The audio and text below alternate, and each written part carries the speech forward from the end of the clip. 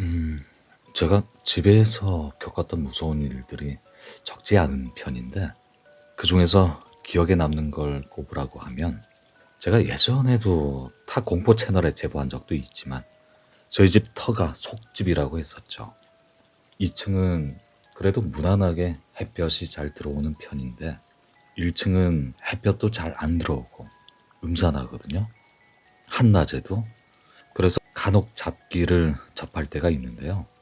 이건 오래전 일인데 제가 방에서 불을 끄고 자고 있는데 새벽에 갑자기 눈이 딱 떠진 거예요. 제가 새우잠을 자거든요.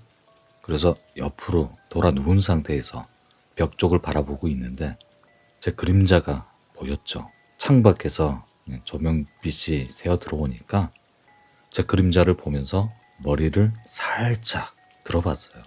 옆으로 누운 상태에서 머리를 들어봤더니 그림자도 저를 따라서 머리를 살짝 들었겠죠? 이때까진 당연한 얘기죠. 그러고 나서 다시 머리를 베개 쪽으로 다시 내려봤어요. 살짝 눕혔죠. 그랬는데 그림자인 제 머리도 이게 따라왔어야 하는데 따라 내려와야 하는데 그대로 머리를 쳐들고 있는 거예요. 그때 막 기겁하고 벌떡 일어나가지고 막 제 방을 뛰쳐나온 적이 있어요. 잘 주무시고 계시는 아버지 배를 밟고 막 지나가고 난리도 아니었죠. 그때가 지금 살고 있는 집을 이사 오고 나서 처음으로 경험한 무서운 일이었습니다. 그리고 두 번째로는 저희 집 1층 집이 새들어 사는 분들이 없기 때문에 다 빈 집들이거든요. 가끔 제가 거기서 잠을 잘 때가 있었죠. 제가 술에 취해서 늦게 집에 들어오는 그런 경우 1층에 빈집에서 잠을 잤는데 그러면 1층에 있는 TV가 막 저절로 켜진다거나 다락문이 끼익하고 열리는 폴터가이스트 현상은 두말할 것도 없고 자고 있으면 제 정수리 부분에 머리카락에 어떤 존재가 손가락으로 살포시 만지는 느낌이 나죠. 간질간질하죠. 그래서 잠결에 제가 오른손을 들어서 정수리 주변을 막 휘젓는데 마치 그 모기가 달려들면 막 이렇게 내쫓는 그런 느낌으로 그럼 또 한동안 잠잠하죠. 그러다 또 정수리 주변에 또 그런 느낌이 들고 그럼 또 저는 손을 들어서 정수리 주변을 막 휘젓고 허이 허이 반복하죠. 그렇게 몇 번 반복하다가 보면 화가 머리 끝까지 치밀어 올라서 잠이 확 달아나죠. 그리고 이건 가장 최근에 겪은 일인데요. 한 2주쯤 되었을 거예요. 새벽 시간에 녹음 작업을 하고 있는데 그게 아마 충남 태안군 서당골 괴담 영상 작업을 하고 있을 때 같아요. 창밖에 난데없이 살쾡이 소리하고 여자 울음소리가 막 뒤섞인 소리가 그러니까 웃음소리였는데 비우는 듯한 그 사람이 내는 웃음소리는 분명 아니었어요. 그런 웃음소리가 10초간 났었죠. 순간 소름이 끼쳤는데 그 뒤로 그런 일이 없어가지고 혹시나 하고 그 웃음소리가 녹음이 되었나 싶어서 녹음한 영상을 돌려봤더니 또 그 소리는 녹음은 안 되었던 거죠. 분명히 저는 또렷하게 들었는데 그것도 제가 술을 마시거나 뭐 그런 상태면 이해를 하겠는데 맨정신이었거든요. 정말 신기했죠. 그러고 다시 녹음 작업을 마무리하고 자고 나서 다음날 출근을 하려고 보니까 고추 말리는 채 있죠. 플라스틱 재질로 되어 있는 게 있고 대나무 재질로 되어 있는 게 있는데 대나무 재질로 막 옹기종기 엮어서 만든 그 동그란 채가 주변이 다 뜯겨져 나가는 거예요. 마치 식빵의 테두리의 누런 부분만 이렇게 뜯겨져 나간 것처럼 이게 단단하게 엮여져 있는 부분인데 그거 보고 경악했죠. 저 이렇게 살아요. 네. 서론이 좀 길었네요. 자, 그럼 본론으로 들어가겠습니다. 바로 시작하겠습니다. 이번에도 제 어린 시절 외할머니께 전해들은 구수한 고전 공포물 같은 얘기입니다. 근데 지금에 와서 가만히 생각해 보면 저희 때 할아버지 할머니들께서 들려주신 얘기들이 하나같이 입담도 다 좋으셨고요. 다 재미있었던 걸로 기억이 되네요. 각설하고 시작해 보겠습니다. 제가 어린 시절이었고 당시 60세였던 외할머니께서 젊은 시절 맞선 보시고 시집을 가고 난 이후의 얘기니까 이건 어떤 전설의 고향 같은 뉘앙스의 아주 오랜 옛날 얘기가 되겠죠. 저희 외할머니께서 18세 때 맞선 보시고 충남 예산으로 시집을 오셨대요. 그런데 그 당시에 그 마을에서 결혼 생활을 시작한 지 얼마 되지 않았을 무렵에 그 마을에 괴소문이 떠돌았다고 해요. 자씨부터 인씨까지는, 즉 지금으로 치면 밤 11시 넘어서 새벽 5시 반까지는 그 마을의 저수지 근처를 절대로 가지 말라는 금기사항이 있었대요. 왜냐면 그곳에 가면 요괴가 사람을 홀리게 만들어서 죽게 만든다는 소문이 나돌았고요. 실제로 다른 마을에서 왔었던 이방인들이 잘 모르니까 그곳 저수지에 들렀다가 봉변을 당해서 죽거나 죽을 뻔했다가 겨우 도망쳐서 살아났다는 얘기를 들을 수가 있었던 거죠. 거기서 죽을 뻔했다가 간신히 살아난 약조군 장씨란 사람이 요괴를 최초로 본 목격자였는데 장씨의 말에 따르면 새벽 그 시간에 예당 저수지를 지나고 있을 무렵에 갑자기 눈앞에 물 한 개가 자욱해져서 시야를 다 가려지게 되고 길이 안 보여서 걸음을 멈추었는데 갑자기 주변에서 인기척이 느껴지더니만 어떤 존재가 난데없이 자기 발목을 막 잡아당겨서 넘어졌대요.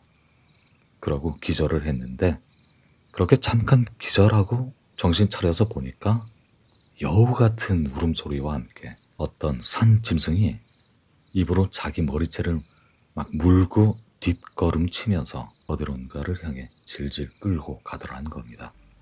그때 두려움이 언습해 왔고 땅바닥의 자갈 때문에 등 쪽과 엉덩이 쪽이 쓰라린 고통이 몰려왔다고 해요. 그리고 시선은 밤하늘의 보름달로 향해 있었는데 그러니까 정자세로 누운 상태로 땅바닥에 질질 끌려가고 있는 상태였는데 그때 귓가에 어떤 사람의 음성이 들려왔대요.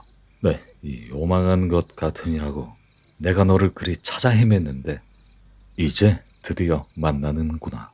그러면서 순간 휙 하고 바람 가르는 화살 날리는 소리와 함께 화살을 맞을 때 나는 둔탁한 툭 턱 하는 소리가 들렸는데 곧이어서 짐승의 울부짖는 소리가 들렸고 장씨는 몸이 자유로워지는 걸 느꼈답니다. 그래서 누워서 보니까 자기를 질질 끌고 다닌 짐승의 달아나는 뒷모습이 보였는데 몸은 얼추 여우 같아 보였대요. 그런데 그 짐승이 화살에 맞고 달아나면서 사람이 내는 소리처럼 막 그 고통스럽게 울부짖으면서 깊은 산속을 달아났답니다. 이윽고 요괴를 명중시킨 사냥꾼 같아 보이는 사람이 그 짐승을 쫓아가다 포기하고 자기에게 다가와서 괜찮냐고 하면서 자기를 일으켜 주더라는 겁니다. 그리고 그 사냥꾼 같아 보이는 사람이 말을 하길 방금 전 그 요괴가 자기 아버지를 죽인 원수란 말을 하더라는 겁니다. 그래서 계속 그 요괴를 찾아 헤매는 거라고 그랬대요. 그렇게 우여곡절 끝에 간신히 살아남은 약초꾼 장씨는 이 사실을 마을에 당장 알렸죠. 그 뒤부터 괴소문과 목격담이 하나둘 떠돌기 시작했던 것이죠. 그리고 그 저수지 부근의 타 지역 사람들의 시신들이 하나둘 발견되기 시작하면서부터 사태의 심각성을 깨닫고 마을에서 이 순사들과 포수들을 수십 명 소집하게 되었고 그 요괴를 잡기 위해서 며칠 밤낮을 마을의 온 산을 찾아 헤맸는데 결국은 그 요괴를 찾아내지는 못했던 것이죠. 그리고 그 후로 한동안은 마을이 좀 이 별일이 없었던지 그 요괴에 대한 소문은 잊혀지게 되었고 마을은 평화스럽기만 했습니다. 그 일이 있기 전까지는요. 어느 날 새벽 일찍 옆집에 사는 순덕이 아주머니가 저희 외할머니 댁에 헐레벌떡 찾아와서 며칠 전 밤에 아주 무서운 일을 겪었다면서 숨 넘어가듯이 얘기를 늘어놓기 시작한 겁니다. 그 얘기가 뭔고 하니 순덕이 아주머니가 이틀 전에 야산에 나물 캐러 갔다가 비단으로 된 머리끈을 주워 왔다는 거예요. 남성들이 머리를 두르던 머리띠였는데 그 당시 어려운 시절이라 비단감은 꽤나 귀한 품목이었죠. 이걸로 뭐 쌀가마니도 바꿀 수 있었을 정도니까요. 그래서 그걸 방에 자개장에 간직해두고 보부상가로 타지에 일하러 간 남편이 돌아오는 대로 비단끈을 팔아다가 맛있는 음식을 해줄 예정이었대요. 그리고 순덕이 아주머니가 집으로 돌아오셔서 집안일을 조금 하다가 고단해서 초저녁에 깜빡 잠에 드셨는데 누군가 대문을 두드리는 소리에 잠에서 깨셨대요. 탕탕탕 하고 대문을 두드린 소리와 이웃집 사는 저희 외할머니의 음성이 들렸던 거죠. 순덕씨, 순덕씨, 문 좀 열어줘. 이 소리를 듣고 나가시다가 뭔가 좀 이상한 걸 감지하시는 거죠. 여자의 촉이라고 할까요? 아니, 이웃집 아줌마가 어떻게 내 이름을 알고 있지? 그때부터 소름이 돋기 시작했대요. 이 마을에서는 본인의 이름을 아는 사람은 신랑밖에 없는데 이상하다 싶어 대문 쇠창살 같은 좁은 틈새로 밖을 내다봤대요. 그랬는데 대문 밖에 사람이 전혀 안 보였대요. 그런데 순덕씨, 순덕씨, 문 좀 열어줘 하는 소리는 계속 들렸대요. 이상한 걸 직감한 순덕이 아주머니는 알았어. 좀만 기다려 하고 마당에 있는 감나무를 살금살금 타고 올라가서 먼 발치에서 몰래 숨어서 대문 밖을 내려다봤대요. 그랬더니 허연 백발에 긴 생머리를 늘어뜨리고 멀건 눈으로 한 노파가 알몸인 상태로 네 발로 엎드려서 아니 몸집이 사람이라기보단 짐승에 가까웠다네요. 얼굴은 사람인데 몸은 짐승인 그 요괴가 대문을 머리로 막 두드리면서 이웃집에 사는 저희 외할머니 음성을 흉내내고 있는 걸 발견한 거죠. 숨죽이고 나무에 매달린 채로 경악한 상태로 그 모습을 넉넉히 바라보던 순덕이 아주머니는 나무 위에서 매달려 계시면서 바들바들 얼마나 떠셨는지 그만 손에 힘이 풀려서 마당바닥으로 쿵 하고 그만 떨어지셨는데 여우의 울부짖는 울음소리가 들리더랍니다. 그때 순덕이 아주머니는 아픈 것도 잃어버린 채로 얼른 방 안으로 잽싸게 들어가서 방문을 꼭 걸어 잠궜대요.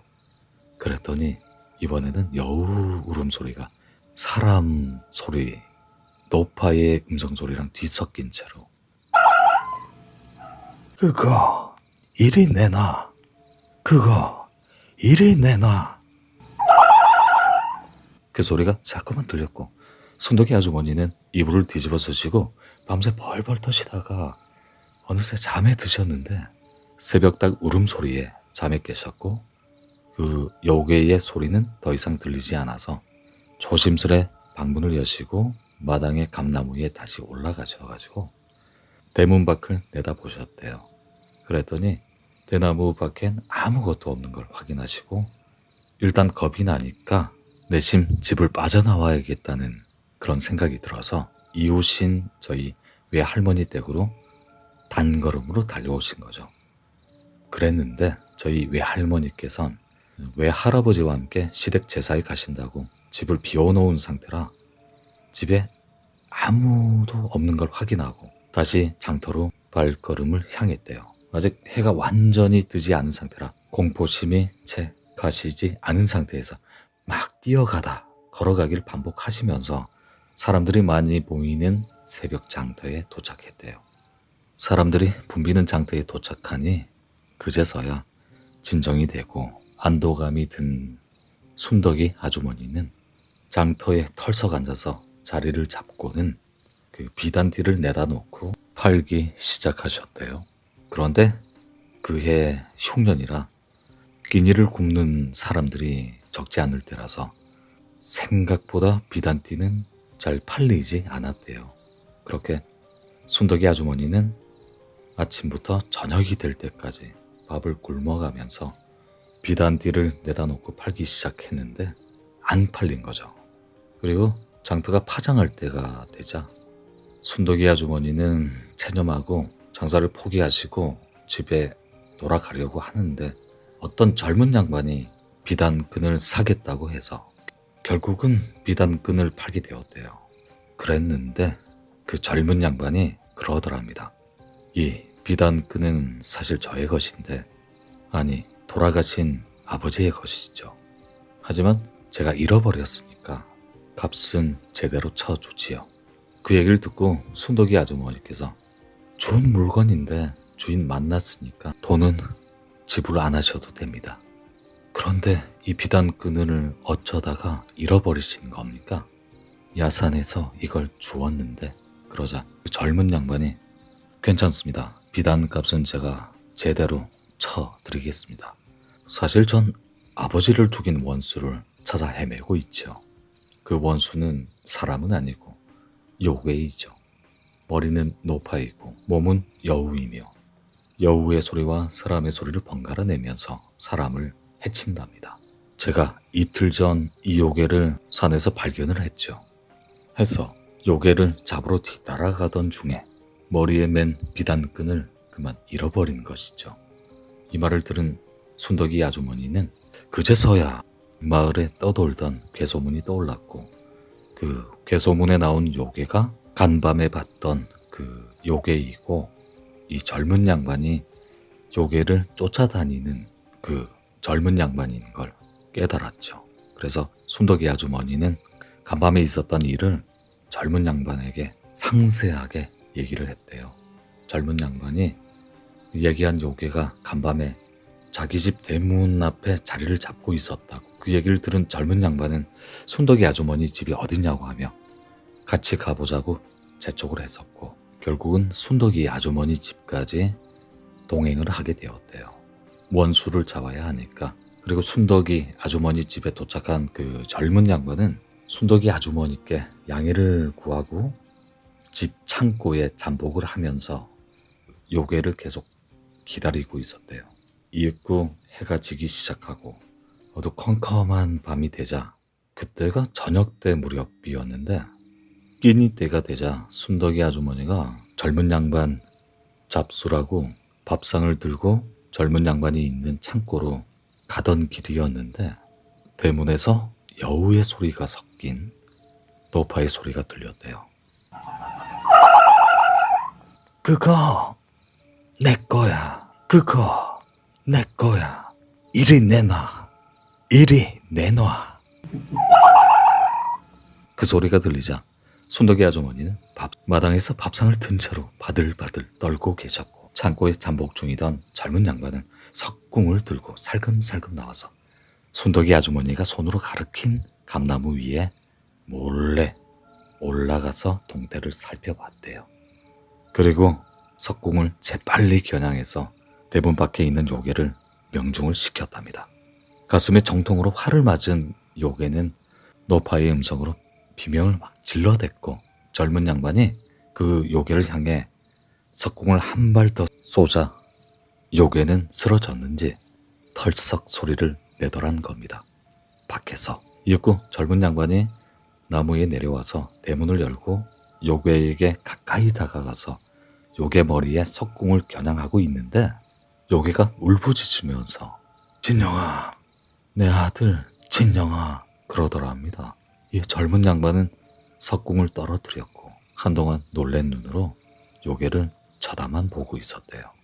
내 아들 진영아, 널 낳아준 네 애미다. 차라리 남이 아닌 너의 화살에 맞아 죽어서 천만 다행이다. 천만 다행이야. 그러더니 요괴는 바로 죽었대요. 그리고 젊은 청년은 닭똥 같은 눈물을 줄줄 흘리면서 요괴를 들쳐업고 유유히 산길 속으로 사라졌답니다. 그때 그 모습을 지켜본 순덕이 아주머니는 요괴가 한 마리 납득이 가질 않았대요. 아니, 요괴가 사람의 어머니라는 게 그게 무슨 경우이지? 그런 생각이 들었대요. 그 얘기까지 들었던 외할머니도 무섭고도 참 기이한 일이 다 있구나, 그런 생각이 드셨대요. 그리고 한 며칠 있다가 마을에 또 기이한 소문이 나돌기 시작했대요.